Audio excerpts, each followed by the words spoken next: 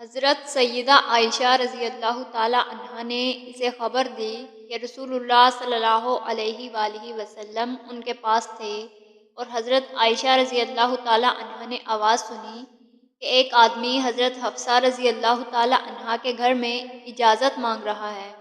حضرت عائشہ رضی اللہ تعالیٰ عنہا فرماتی ہیں، میں نے عرض کیا، اے اللہ کے رسول، یہ آدمی آپ صلی اللہ علیہ وآلہ وسلم کے گھر کی اجازت مانگ رہا ہے۔ رسول اللہ صلی اللہ علیہ وآلہ وسلم نے فرمایا، میرا خیال ہے کہ یہ فلاں ہوگا۔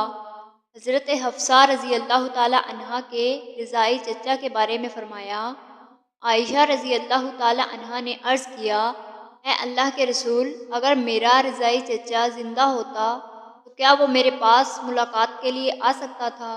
رسول اللہ صلی اللہ علیہ وآلہ وسلم نے فرمایا، ہاں بے شک رضاعت بھی ان رشتوں کو حرام کر دیتی ہے جن کو ولادت حرام کر دیتی ہے۔ صحیح مسلم حدیث نمبر 3568۔ حضرت ابو ہریرہ رضی اللہ تعالیٰ عنہ سے روایت ہے کہ رسول اللہ صلی اللہ علیہ وآلہ وسلم کے پاس کسی آدمی کی میت لائی جاتی اور اس پر فرض ہوتا تو آپ صلی اللہ علیہ وآلہ وسلم پوچھتے، کیا اس نے اپنے قرض کے لیے مال چھوڑا ہے جو قرض کو کافی ہو؟ بس اگر بات کی جاتی کہ اس نے قرض کو پورا کرنے کے لیے خرقہ چھوڑا ہے تو آپ صلی اللہ علیہ وآلہ وسلم اس پر جنازہ پڑھاتے، ورنہ فرماتے اپنے ساتھی کی نماز جنازہ پڑھو۔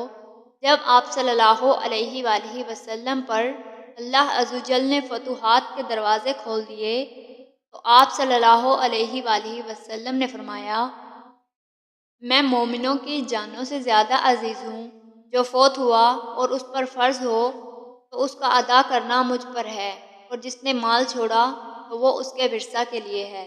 صحیح مسلم حدیث نمبر 4157۔